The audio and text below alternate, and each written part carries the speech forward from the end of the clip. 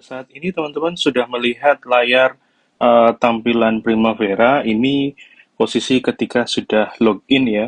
Dan ini aplikasi setelah terinstall ya. Kita tidak utak-atik ya include library sehingga uh, ada contoh daripada setelah instalasi seperti itu. Jadi nggak kosongan.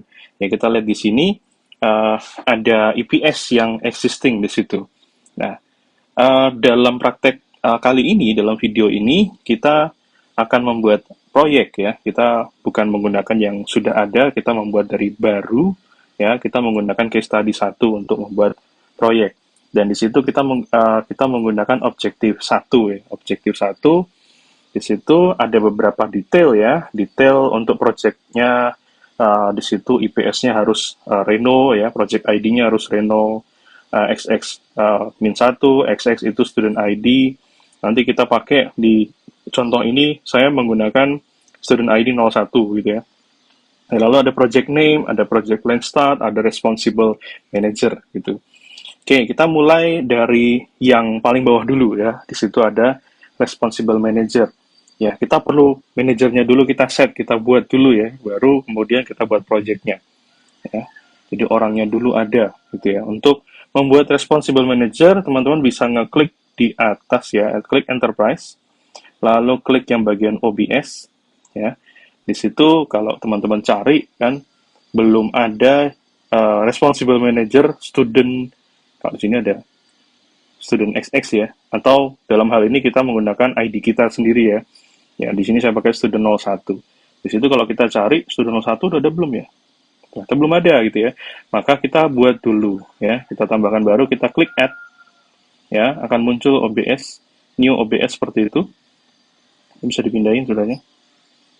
Posisinya udah biar gitu aja dulu ya.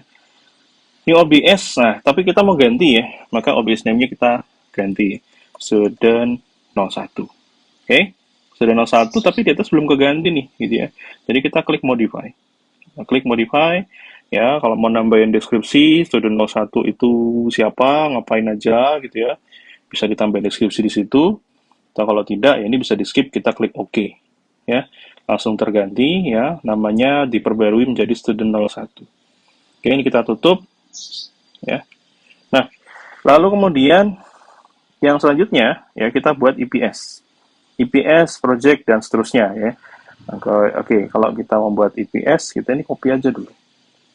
Ya, di sini EPS ya, kita buat dengan cara kita klik lagi enterprise, kita klik enterprise project structure, lalu di situ tentu belum ada, ya kita buat baru, kita klik lagi add, ya nanti akan muncul di bagian paling bawah, ya EPS ID-nya tadi Reno, sementara EPS name-nya tadi renovation project, jadi ini kita hapus bagian ini.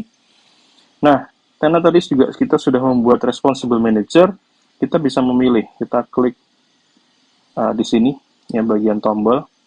Lalu kita cari student 01, double klik boleh atau klik sekali lalu tambah dengan klik select. Oke, kita punya EPS ID, EPS name, dan responsible manager-nya sesuai dengan case study. Ya, seperti itu. Oke, setelah itu ya kita tinggal close aja. Ya, seperti pada terlihat di layar ya, di situ ada EPS baru ya, Renovation Project ya. Nah, sampai sini kita belum punya project baru, kita baru punya EPS ya. Nah, untuk membuat project baru, kita bisa klik di sini file new ya, maka akan tertampil pop up ya, pop up create a new project. EPS-nya kita tadi sesuaikan ya, EPS-nya adalah Reno. Kita cari Reno di bagian paling bawah. Ini kita klik yang ini ya, titik 3, tombol. Di paling bawah ada Reno, ini bisa double klik. Ini saya contohkan double klik ya. Double klik langsung kepilih ya. Tadi bisa juga pilih, klik lalu kemudian klik select gitu ya tadi di atas. Ada tombolnya. Ya, ini kayak gini. Kita klik, ini select. Bisa. Lalu kita klik next, ya. Di situ diminta project ID dan project name-nya. Karena di case tadi di situ ditentukan project ID-nya adalah Reno XX Reno 01 min 1 ya, dash 1. Maka kita sesuaikan. Reno untuk project ID-nya. Situ karena ID-nya 01, maka kita pilih 01. Oke, lalu kemudian project name-nya Reno, creating a project. Oke, karena di sini Reno-nya kita nggak pakai, kita pakai creating a project. Ini kita copy, kita paste lagi di project name. Oke, kita next lagi. Oke, lalu di situ ada project start dan end dates ya. Di sini ditentukan, ya ditentukan project plan start-nya gitu ya, 5 Maret 2029 ya. Lalu kita di situ menambahkan uh, waktunya ya. Kita bisa ketik aja, jadi kita langsung blok, kita pilih, lalu kita ketik aja 5 Maret 29 gitu ya. Atau kita bisa ya pakai cara apa ya, yang lebih user friendly, kita klik tombol itu akan muncul kalender.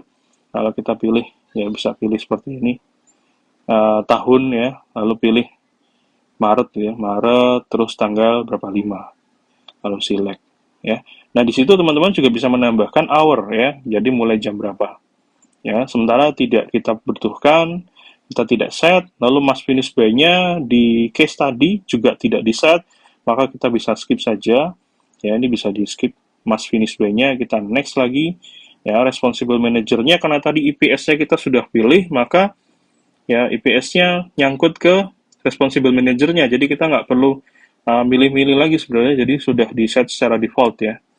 Terus student 01 kita next saja. Lalu untuk rate type-nya, karena kita belum ngeset ya, kita belum menambahkan baru atau mengubah pada rate-nya ya, maka kita pakai standar rate aja dulu. Next.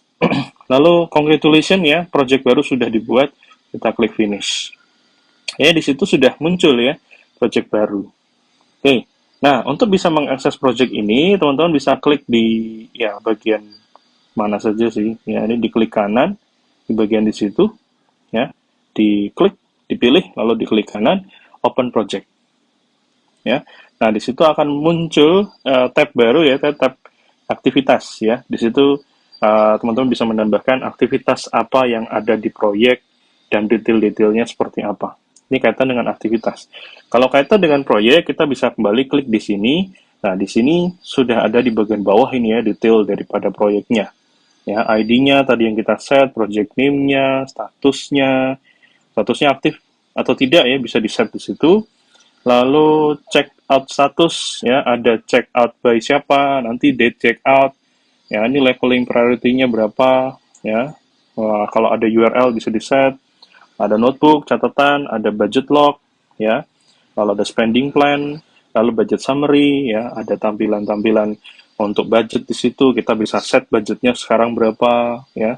Kita mau anggarkan berapa ya, biayanya mau bisa diambil berapa, lalu schedule-nya, yang tadi mungkin kita belum set must finish by-nya, kita bisa set di situ, lalu pembiayaan, ya, bisa kita tambahkan, ada kode-kode tertentu bisa kita tambahkan, ini default-nya dari aktivitas, ya, ini settingan untuk aktivitas, ya, ini settingan untuk tadi resource, rate tadi, kita bisa ganti rate-nya tadi kalau misalnya sesuai, ya, kita punya rate sendiri, lalu ada settingan lagi yang lain, lalu ada kalkulasi.